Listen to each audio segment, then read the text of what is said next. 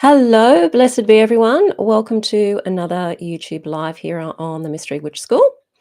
Today we're talking about magic as therapy or magic as self-development, you could say, or just magic basically as a way to help you get to know more about yourself and to work through any limiting beliefs or anything that's actually getting in your way. Magic can do that. And so I wanted to talk about that. So as I'm waiting for people to come on to the live, welcome to those of you watching the replay. Welcome to those of you watching Mystery Witch School for the first time. Mystery Witch School is really here for you soulful witches, Wiccans and pagans who want to connect to your spiritual roots. You're wanting to reach your full potential, utilizing witchcraft and magic, and to consciously create the life you want to lead when you leave, before you leave. With magic, we work towards enjoying life here while we're alive, rather than trying to go through all sorts of different hardships deliberately so that we get a better life somewhere else. We're consciously creating the life we want to live here and enjoy because we're here to create. That's what we believe anyway. We're here to create and to do something really interesting with our lives, and that means different things to different people. But really, I think at the end of the day, most of us just want to feel good. We want to feel happy. We want to feel joy. We want to feel connected to ourselves. We want to feel connected to our spirituality. We want to feel like we have meaning and purpose, and that life has meaning and purpose. And my goal is to help you use magic and witchcraft and Wicca to find all of those things and to bring all of those things into your life. So I do that through these videos, obviously, on topics of magic and spellcraft, on shadow work, on tarot, as well as just witchcraft and Wicca in general. Okay. If you want to know where to start your witchcraft practice, but you're just a bit confused by everything that is out there, because it is confusing, and you're wanting to have a little bit of a structure to the way that you learn, because it's sort of like if you're learning by yourself, there's a bit of this and a bit of that. And sometimes you can just feel like you're not really getting anywhere because you're just doing bits and pieces here and there. I have a free video. It is called How to Start Your Witchcraft Practice. Very simple heading there. And there's a link in the description field below this video. And I'll also put a link in the chat as well so that you can click on that if that's even possible. I don't even know if that is possible. Hello, Raspberry Moon from Florida. Blessed be Elaine, blessed be Shane. So the topic today is on magic as I called it magic as therapy, but it's really magic as a way of learning more about who you are and changing the things that you want to change in your life that aren't working for you, including things that you may be thinking and doing yourself. And to me, that is therapy. The know thyself aspect of magic really is, it is therapy in and of itself. In our Western mind, we separate everything into these little categories. You've got, therapies there, and, you've got your specialists there, and then you've got the body stuff over here, and then you've got that broken up into all these different sections. And we tend to dissect everything in the West, and we end up with all these little pockets of experts in all of these little things. And it's no wonder that we're not holistic in the way that we approach ourselves, the way that we approach spirituality, or the way that we approach our psyche and our relationship to the world. And the that saying in magic, know thyself, is really about us knowing who we are, what's driving us, how we rock, how we operate on every level: physical, mental, emotional, and spiritual. That is know thyself. And it is very, very therapeutic. I think anybody who's done a lot of magic has certainly been introduced to their psyche.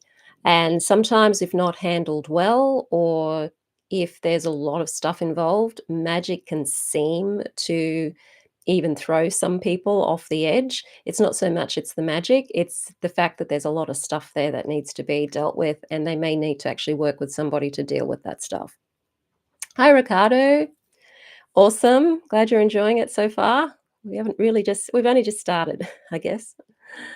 So I wanted to talk about that because I think it's a big part of the shadow work side of things too. We're always talking about shadow work, which is really just looking at our perceptions of ourselves and the world around us, taking a look at those parts of us that we don't like about ourselves, and also the parts of ourselves that are there that are really strong and beneficial, but we're not feeling confident about expressing as well. And so we're holding ourselves back that way too. And magic can help with that as well. There's a couple of ways that magic can help with this. One, of course, we can do magic to help with our things. So if we are doing shadow work, or you're doing formal therapy, or you're doing some sort of healing on a mental emotional level, you can certainly use magic to help and to assist with that through doing spells and through creating talismans, creating sigils, and using magic as an aid to help provide you with the resources and the people to help you work through these things. But there's other aspects that magic can help as a therapeutic tool itself. And the first thing I've got here on my list is understanding limiting beliefs. So when you're creating a spell, limitations can come up. And it could be when you're thinking about something that you want or you need and you want to do magic for it. Take a note of what you're thinking. If there's a part of you that is hesitant about doing the spell or the magic, what's the thought behind that? Is it because you believe that it's not going to happen? Is it sort of testing your belief in the possibility that you could have that or live that lifestyle? Is it challenging your beliefs about yourself and what you're allowed to have or what you deserve to have? All of these things are beliefs. Is it challenging beliefs that you've inherited from other spiritual traditions or your upbringing about your right to do magic, to have something in the first place? All of these things are beliefs, and all of these things are part of the path of know thyself. And if you know that you're hesitant about doing a spell that you really would like to do or even need to do, but you're not doing it because there's beliefs there from the past or from from culture, from religion, have a look at what those beliefs are and just question them to see, well, how real is this belief? Why do I believe this belief? Is it because I learned it somewhere? I mirrored it from someone? Or, is it real? Is it something that I believe now? Is it something that is useful to me to still believe now? And that's a really great way to start your know thyself work, because you'll realize that some of your beliefs are actually not yours in the first place. You inherited them, or family, or culture, or religion, or schooling, teachers. You also mirrored it from those people as well. So you've taken on sometimes beliefs about yourself and the world that were never yours in the first place. They actually were somebody else's, and they might have been drummed into you. So when you go to do a spell, or you go to do some magic and you're hesitant about it because you're questioning yourself or you're questioning what it is that you're doing, just feel into, where do these beliefs come from? Are they real to me? Is it something that I really believe about myself? Is it something that's really true? Or does it just feel true? And therefore I'm hesitating. That's a great know thyself. It's a good place to start. Another way that magic can help you understand your limiting beliefs is when you go to do the spell and you're putting yourself in the wish fulfilled. So you're imagining yourself having or doing whatever it is you're doing the spell for, or feeling whatever it is that you're doing the spell for. And you're struggling to do that. You're struggling to put yourself in that situation and to feel what it's like to be in that situation. Great opportunity then to go, well, what am I thinking? What are my thoughts? What am I telling myself here? Because there's probably, again, a limiting belief that is telling you that you can't do it, you can't have it. Even the belief that I have never experienced this before, therefore I can't feel it, is a belief, because the imagination can do anything. With your imagination, you can create anything. You can create any experience with your imagination. So if you've got a belief that I have no idea what it would be like to be, that financially comfortable that I never have to be concerned about bills again, I've got the money when they come in, I pay them. Not a big deal. If you say, "Well, I don't know what that feels like, so therefore I can't feel it," that's a belief. Put yourself into the question of, "Well, if I did, if I was in that situation, what would it feel like? What would it feel like?" So when you're confronted with these limitations, it's an opportunity to get to know yourself more and know thyself more. And the magic again is helping you do that because it's forcing you to face what it is that you want, which can bring up all of the limiting beliefs as to why you can't have it. You can also use magic in this sense to target then those beliefs and work magic itself to target those beliefs. I have a video that I did quite a few years ago on banishing negative beliefs using a dagger or your athame. And it was about writing down what the beliefs are. So if you catch a limiting belief, write it down and actually doing a ritual to banish it by tearing the paper up with the dagger or with the athame. I'll go and find that video link and I'll put it in the description field below this video after I've done the chat because it's a good way to use magic to start to banish those limiting beliefs. And then after you do that magic, then do some positive magic to bring in the reframe of whatever that belief is so that you can start to re reprogram your thoughts and your beliefs. You can use magic to enhance what you need to cultivate in order to overcome the limiting beliefs too. Using reframes, so if you have a negative thought or a negative belief and you change that to one that is more real, I should say more positive without it being a total negation, it's more of a positive belief. So if you have a belief, if you want to do magic for the perfect love of your life to come into your life, but you have this belief that you're not good enough, then you would need to see that I have a belief that I'm not good enough to have this person come into my life. So what's a reframe of I'm not good enough? Well, what if I was good enough? What if I was good enough to have a really positive, healthy relationship? What would that feel like? And have that as your spell for the positive side of the spell and work with that. What if I am good enough? You don't have to put I am good enough. It's that what if in front of it is the game changer because that then speaks to your subconscious mind because it's a suggestion. It's not a demand. You're not demanding the subconscious change when you say what if. You're suggesting it. Think of something outside of its box and it will do that. The subconscious mind will take on a what if. It will rather than take on um, a full opposition to what it believes. Hi, Bev. I am good enough. Awesome. So you could use that in your spell work. So you could do a banishing spell for the negative belief, and then you could do a spell for the positive, reinforcing those reframes and those beliefs and work with that. So that's the way that you can use magic to understand limiting beliefs, both to find them and also to help you change them. Another thing that magic does is it helps you deep dive into your true wants, needs, and desires. I think the first thing I have on the spellcaster checklist, which is a free PDF that I have also that you can find in the description field below this video. It's just a checklist, that's all it is, that ticks off basic things to think about when you are constructing a spell or thinking about doing magic, particularly if it is something that's a little challenging.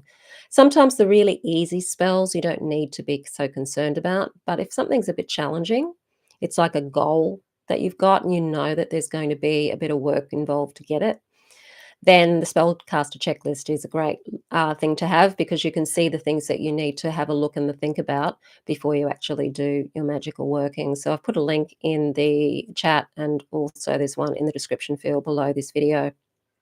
Don't forget, there's also super chat and super thanks as well, if you want to help support the channel. So I think it's the very first thing on the list on the spellcaster checklist is to really understand what it is that you want when you do magic. And that's not always easy. Sometimes we don't really know what it is that we want. And we need to know what it is that we want. And when we do know what it is that we know ourselves more. We're getting closer to know thyself. You could ask yourself why you want what you want, and that's a big help too, because you might only think that you want something, or that you should want something, but it's actually not really what you want. You're only wanting it because you think that's what you should want, or that's what you should do the spell for. So it's really about getting honest with yourself and asking yourself, well, what do I really, really want? So that deep dive into true wants, needs, and desires is something that's required by spell work. They require you to get specific about what it is that you want. And you can help yourself with this if you're feeling a bit stuck for really understanding what you want or what you need. You can also do magic for what you need. Is journaling. So you could journal to discover what it is that you want, or do automatic writing to really tap into your subconscious mind to know what it is that you're truly wanting right now. Particularly if you are sort of just starting out in the world, and the world is a big place that you're just starting out in. If you're very young, then sometimes you don't really know what it is that you want. You're still searching for stuff, and that's okay. But magic does require you to know what it is that you want.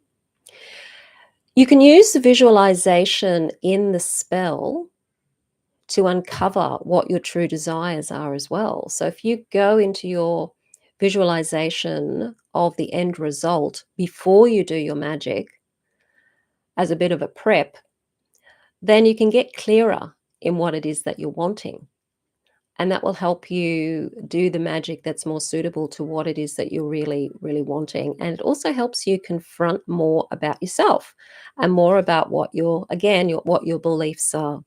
Because you may be choosing to do a spell for something that you're only doing the spell for that because you believe that that's all you can get, or that's all you could have, or that's all you deserve, or that's all you're good enough for. So you can catch these beliefs about yourself, these limiting beliefs about yourself, and do your shadow work at the same time that you're planning your spell and doing your actual magic, which is pretty magical. Magic can help you confront those old patterns as well, because you may find sometimes you do spells and the magic sometimes brings you stuff that is really weird or not suitable, because the magic will take the path of least resistance, and the magic usually works with the subconscious mind. So it's the subconscious mind that it's really listening to. And you may find that you're doing magic for, say, I've had this experience, money magic. This is my very early years doing money magic without really going into where the magic's coming from, just wanting to bring in more money. And then, all of these scams would turn up. And I had that happen probably more than once back in those days before I fixed up my money mindset. And that would be the case because I had beliefs there that the only way that you could have money was to do what you didn't want to do to get it, or that you had the only other way that you could get it would be to be doing something that was sort of under the table kind of thing. And there was a belief there that money doesn't come with pleasure, basically. And if it is easy, like if it does just come to you, then it's somehow doing it in a negative way, or a way that is harmful in some way. So I had to deal with those beliefs that I picked up when I was a child, and observed around me when I was a child, and deal with those beliefs. That the spell kind of, it was like the magic was saying, if you really want to bring in money, then you need to change your beliefs, because this is your sphere of availability at the moment. It's pretty limited. So that was an interesting example of how magic can sometimes keep bringing you things that you don't necessarily want, or that are weird. And the reason for that is because there's a belief there, or a number of different beliefs there that you have, that are actually that keep bringing it in that way. And until you find out what those beliefs are, the magic is still going to keep bringing you in either the wrong people or the wrong situations, because that's where the subconscious is sitting at that point in time. Doesn't always happen. Sometimes if you've got old patterns or old beliefs, magic will bring you in something really great and really wonderful, but you won't be able to keep it, or you won't be able to stay with it, because the negative beliefs will sabotage the longevity of whatever the magic has brought to you. That's another way that magic can wake you up to any limiting beliefs that you might have about yourself, in that, yeah, you can do magic maybe to bring in, money from positive sources, or bring in relationships, but you can't sustain them for some reason. There's a sabotage that goes on, and that's coming from within the self. So that's another way that you can use magic to help you see where you're sabotaging yourself in your life through your beliefs about yourself and the world around you. And that's confronting those old patterns, very much so. So once again, if you find that there's these old patterns there, that maybe you're the sort of person that feels you're not good enough, so you have a tendency to push people away, for example. So magic brings you in a really good relationship, but you push it away. It doesn't last because you're pushing it away, because you believe you don't deserve it.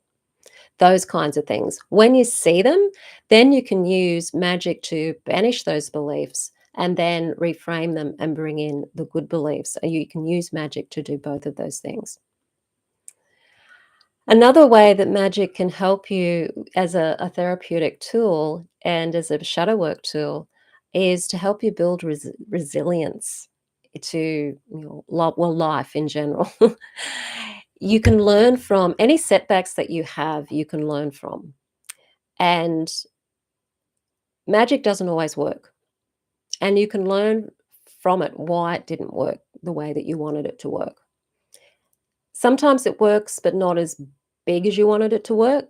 Sometimes it seems like it's not working at all. There's always something going on. And so it's about observing what's going on in your life after you've done magic, to see how the magic might be working in your life, how long it might take to work in your life. All of these things you can learn from. You can learn from these, and you can learn about magic from these things, but you can also learn about yourself. Magic can help you cultivate patience as well, and persistence. Sometimes you need to, if you've done a spell and you know that, okay, it's well planned, it's realistic, it's the next step spell, but there's still something going on there, it can help you understand that it might be something about what you're not doing, or you are doing, that's stopping it from being able to come through into your life. So you can look at yourself and your own behavior, to see how you might be stopping the magic from working, and how you could, maybe there was an opportunity that came up, but your self-doubt stopped you from taking it. Those sorts of things. Magic can help you open up to that. It can also, the patience side is really important, because magic does work in its own time, and you can't really put a time limit on some of the big stuff that comes in, because it's determined by a lot of factors that have to line up. People have to line up, you have to line up. Lots of things sometimes have to happen before something can line up for you. There has to be another series of events that have to take place in your life and other people's lives in order for something to manifest. So it can take a time for some big things to manifest. And even people in the law of attraction community or law of assumption community know that it can take sometimes a few years for something to manifest if it's a big, big goal, because lots of other things have to happen first before it can actually work. And so magic can be a little bit like you've got to follow the crumbs that lead you to the end result. And those crumbs might be leading you there over a series of, it could be just a series of hours, it could be a series of days, weeks, months, and sometimes even years. It really depends on what your goal is and what other steps are involved along the way. And this is why it's sometimes a good idea to break your magic up and just do the small steps. See your big goal and then what's the next move, and then do magic for the next move, so that you're always doing magic, but you're starting to see small results before you get to the big result. And yes, good things do take time.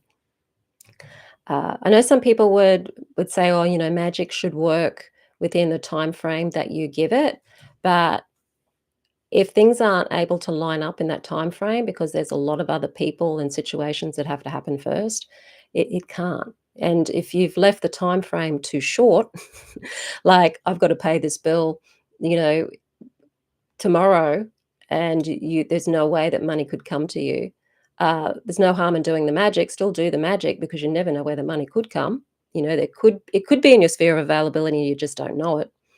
But don't be surprised if it doesn't. That kind of thing is, I guess, is an example of timing. Um, so that's with resistance. Yeah.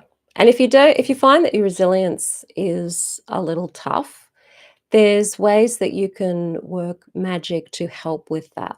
You can use magic for healing things too, if there's like trauma there, if there's hurt there, if there's loss, if there's grief there, you can use magic to help with the healing process of healing any of those things that may be blocking you from being able to move forward. And use magic as a therapeutic tool to move through the things that you need to move through. Use magic as a tool to move through grief and loss.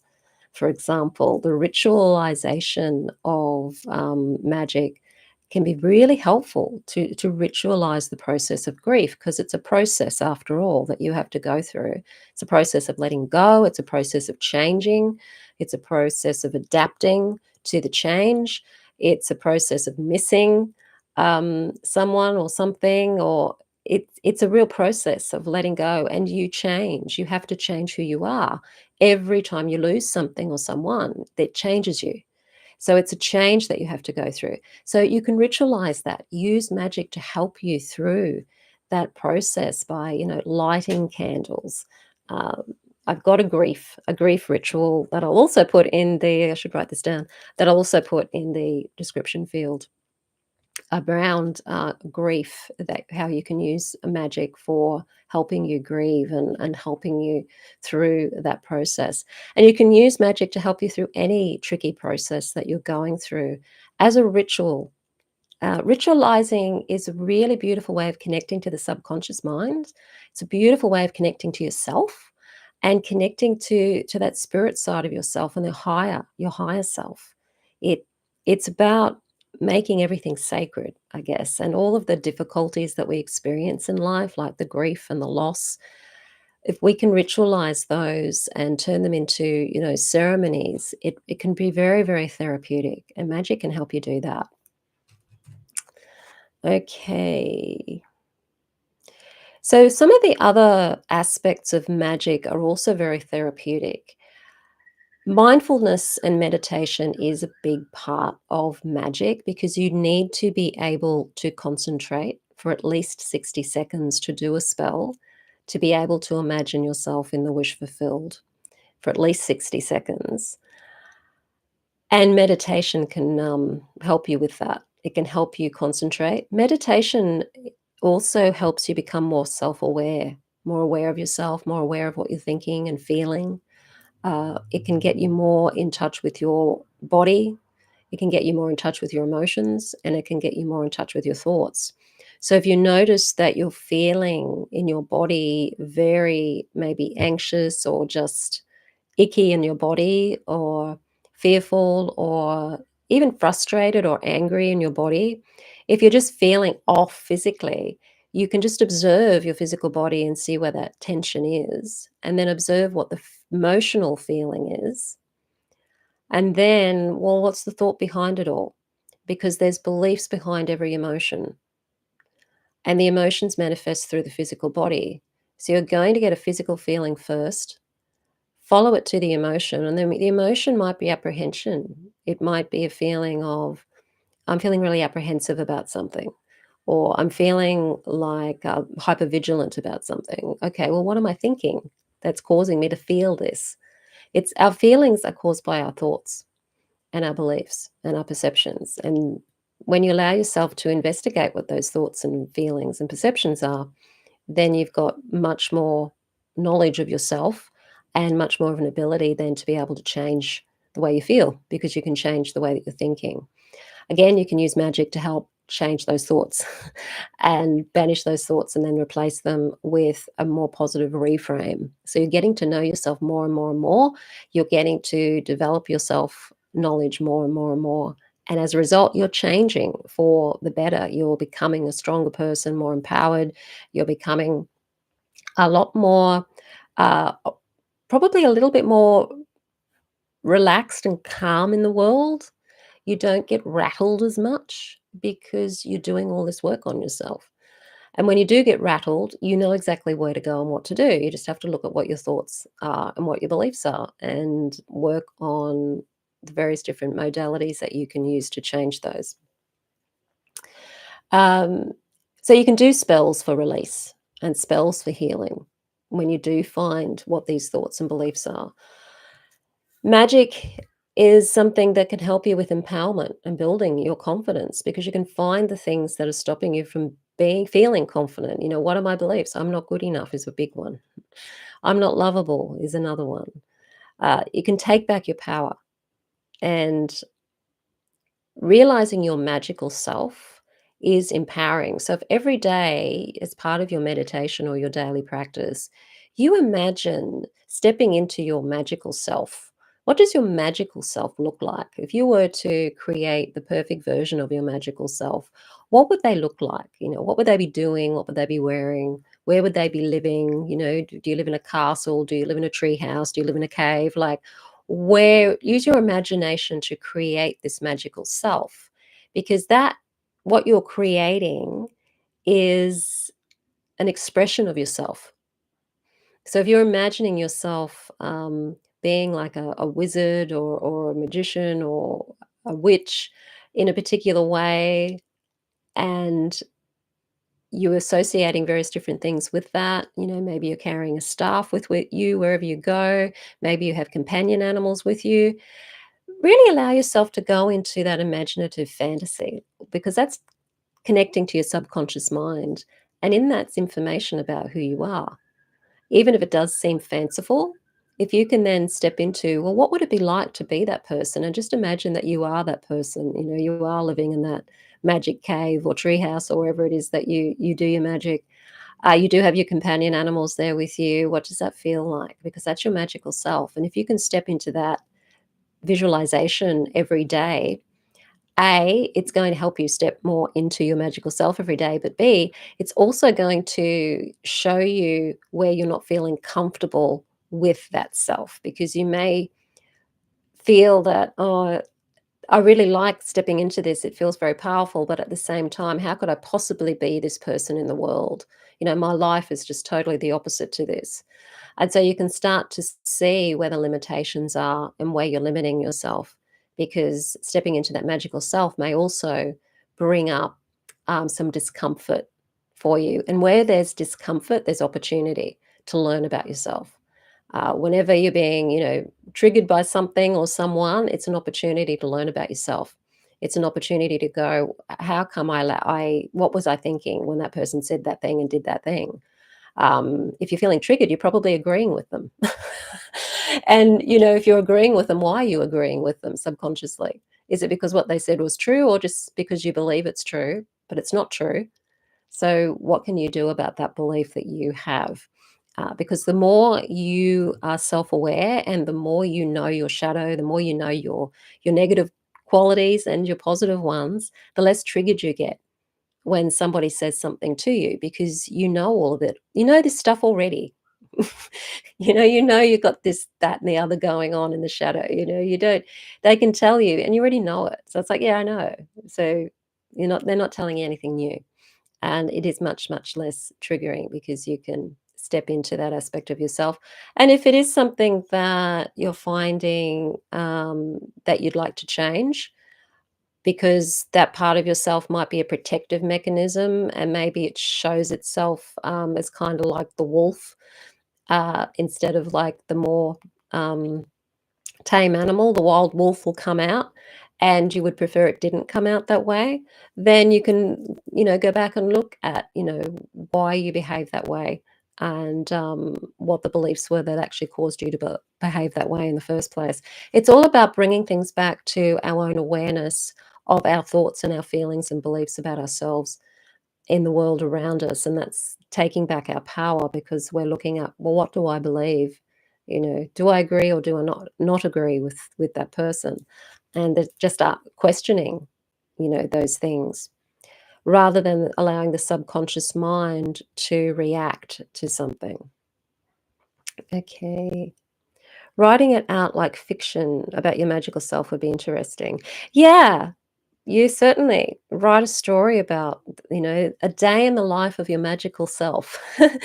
What's your magical self doing with their day? What sort of things are they doing? Who are they with? What are they doing? Uh, what sort of things do they encounter? Uh, those sorts of things. It's getting back in touch with that magical part of you. And if the ego part of you or the conditioned part of you that's conditioned to this mundane material world of, you've got to go out there and, you know, do, buy, comes in and says, well, that's just fantasy. Just allow yourself to have that fantasy and go, well, what if this is actually useful to me? What if in an energetic way I can live this life? What if energetically you could live the life of that magical you? How would your life be different? How would it be different? What do I want? Yeah, it's a good question. So that's about empowerment and building self-confidence and using your imagination and magic to do that as a ritual every day. Light a candle, ask for, help from your spirit guides, from your higher self, and step into that magical you and write down what the experience is. If it's uncomfortable stepping into that magical you, then what was uncomfortable about it? Okay. What were you telling yourself that was uncomfortable about it? And their beliefs that you can work with, their beliefs that you can question and go, well, do I want that belief anymore? You might want it, fine. Or do you not want it because it's in the way? Okay. Work towards changing that belief. Magic can help you with your goal setting, of course, and your manifestation. That's probably the biggest aspect of magic is that it is all about manifestation. And it's kind of a ritual goal setting, really. Like any kind of all sorts of things that you probably go on if you've got jobs in corporations, they're always sending you on all of these things and motivational things, and there's always, goal setting this, goal setting that. Magic is just magical goal setting. It's setting goals, but you're doing it ritually. It's a ritual goal setting procedure. It brings fun into goal setting. It brings your whole being into setting goals. It's much more holistic than just writing down some goals and being very clinical about it, which I found in my past whenever I've been to, seminars or workshops that have been coming more from that mundane approach to goal setting, that it's just that it's mundane. You're thinking of it with your logical mind. There's nothing on the right side of the brain about it. It's all left-brained activity, and there's something very dry and very uninspiring about it. Whereas if you bring magic into it and you're bringing the right side of your brain into it, the creativity into it, and the ritual, and you're connecting with the visualization, and you're being in the moment, the wish fulfilled, you're in the goal. You're going, what does it feel like to have this, to be this? What am I feeling? and you're asking yourself those questions, you're bringing your whole being into the goal setting, and it's more likely to happen for you if you do that. So it's great for goal setting. And of course, magic helps you connect to the universal energy. So it's helping you feel connected to something, something bigger than yourself almost. It's helping you connect to your self, your higher self, your spirit self.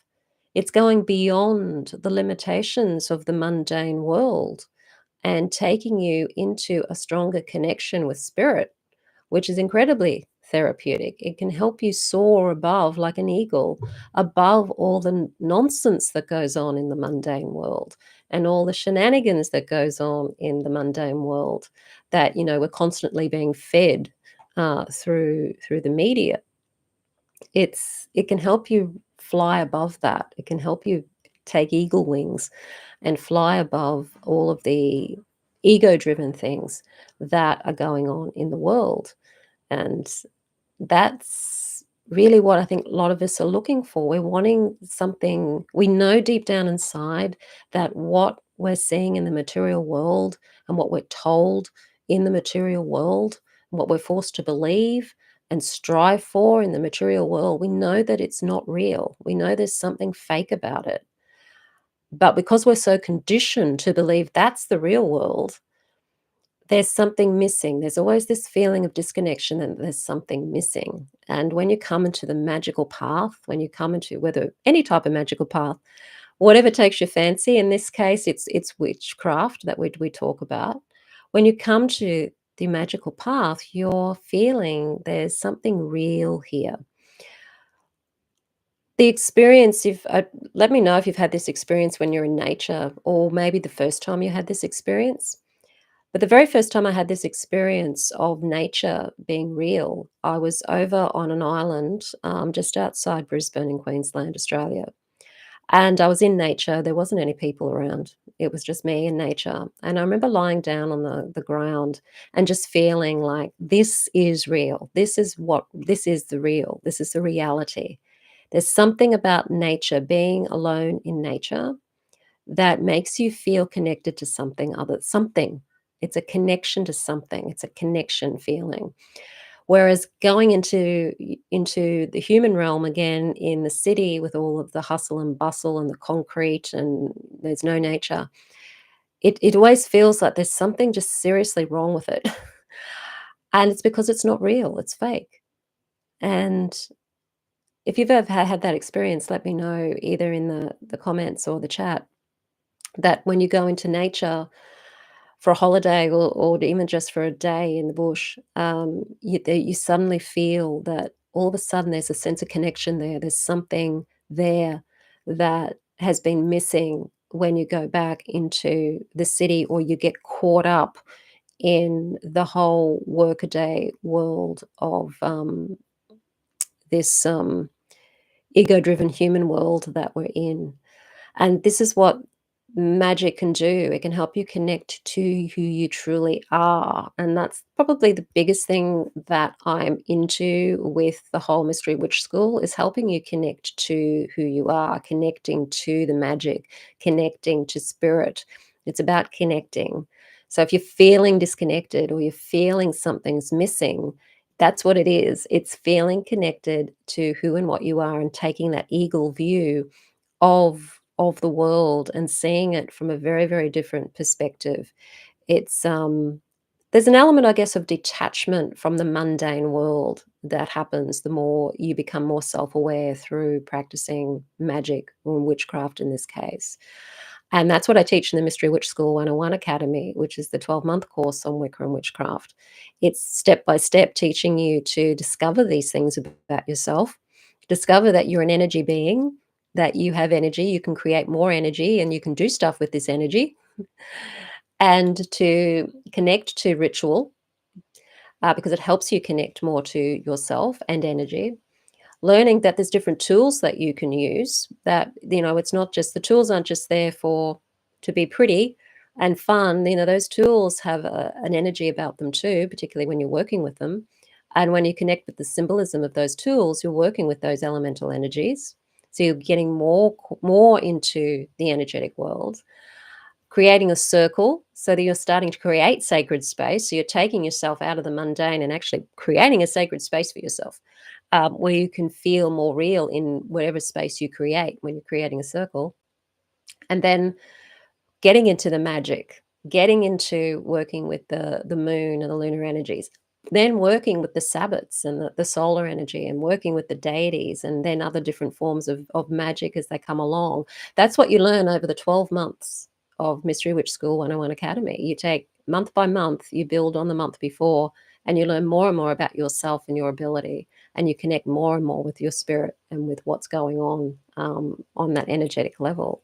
So, and that's to help you feel connected and to find the missing link to what you feel is missing.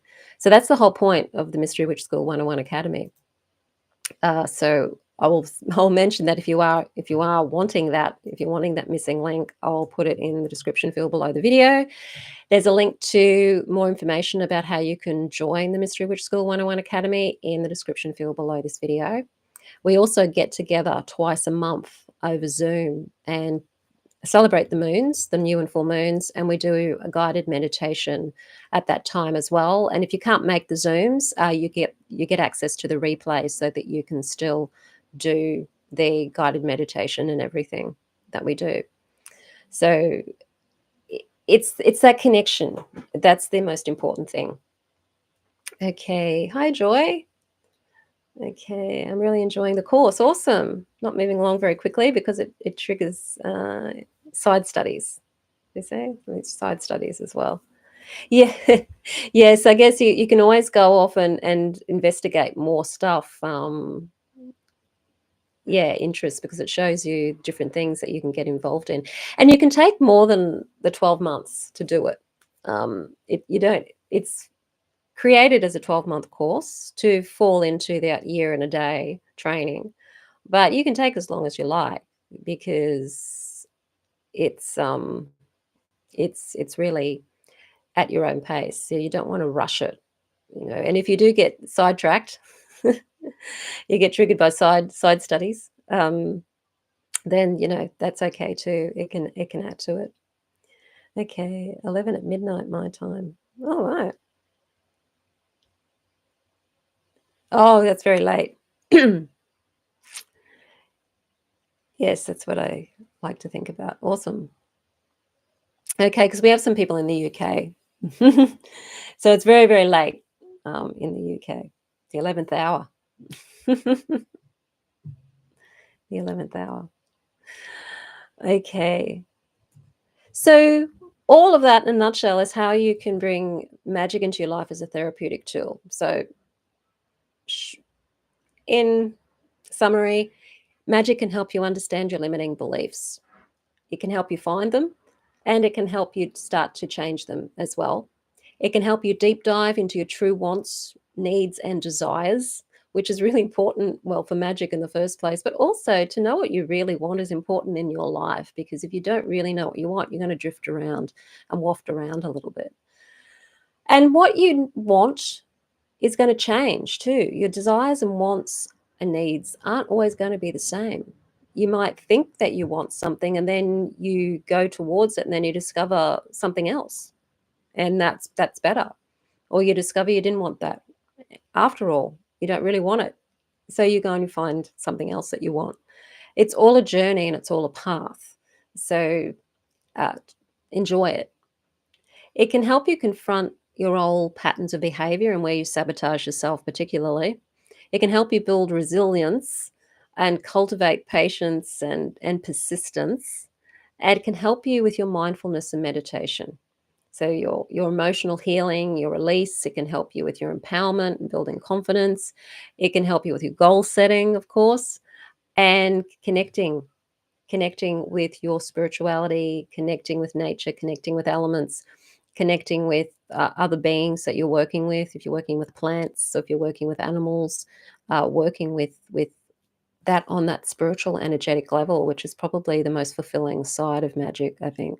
And all of that is therapeutic. All of that is, it can be therapy. It can make you feel better. It can help change you and get you out of those negative beliefs that we've all been conditioned with into really understanding that each and every one of us is a powerful being, and we all have the ability to be able to create and the right to create what we want to create. We've just been told otherwise. So it's with this Aquarian age and with all of the crazy things the planets are up to uh, this year, uh, which is going to be turbulent for sure. The more magic and the more that you can focus on your spiritual path this year, the easier it will be for you to get through all of the stuff that's coming through this year astrologically. Um, because there's a lot of disruption coming very soon. Um, and to be connected to your path and to take the eagle view, to be the eagle so that you can soar above it all is really, really important. So now is definitely the time to really get stuck into your magical practice or your spiritual practice, your Wiccan practice, witchcraft practice. And if you want to do that, as I said, the Mystery Witch School 101 Academy is there to help you. If you want to be part of a community and if you want me to help you along the way, certainly have a look at that. But also there's YouTube here as well. Okay, I'm just going to look up and see putting the feet on grass. You can learn to breathe when you're in the woods. Absolutely, absolutely. Um, Gardening is a great way to connect with nature. Yep, sowing seeds and having them grow feels like a miracle every day. Oh yeah, it does, doesn't it? Bev says, "I wish I had a green thumb." Um, You give suggested readings. I just finished Scott Cunningham's The Truth About Witchcraft today and found it very helpful. That's right, too. In the course, the Mystery Witch School 101 Academy, I do give a reading list at the end of the modules where you can do the other reading. So that's the site being sidetracked, which is fine. You just take as long as you need to take. Watching less news definitely helps. Absolutely, especially the legacy news because they're paid to tell you the stories that they're paid to tell you. So when you look at who owns things and who's behind everything, you realize that often what we're told in the mainstream is very limited because there's so many corporations that are controlled by smaller groups of corporations and people, and they want you to know what they want you to know, and they don't want you to know what they don't want you to know, and it's probably always been like that, but it's very noticeable now because we have the internet. So yes, less news, less violence. They feed us on fear, constantly feed us fear all the time, fear after fear after fear after fear after fear, drama after drama after drama after drama. And I don't know what it's like in the US or in the UK or in Europe, but in Australia, if there's a story like a drama that's happened somewhere, it goes for weeks. Like it goes for days and days and days or weeks and weeks and weeks. It's like that they can't let go of a drama, and they're really pushing in the fear and they're pushing in the drama and they really hold on to it. So it's very fear driven. And I think behind it all, there is a desire to keep us in fear so that we're more malleable and we're more controllable and we're more suggestible when we're in a state of fear. That's how cults work. They put you in a state of fear. That's how they coerce you. They put you in a state of fear. So when you're the eagle, when you're stepping into your magical practice every day and you're learning to be more self-aware, you can see all of this stuff that goes on. You can soar up above it and see how it's playing out. And you're much less affected by it when you do see it. So totally, totally stick to the magical path.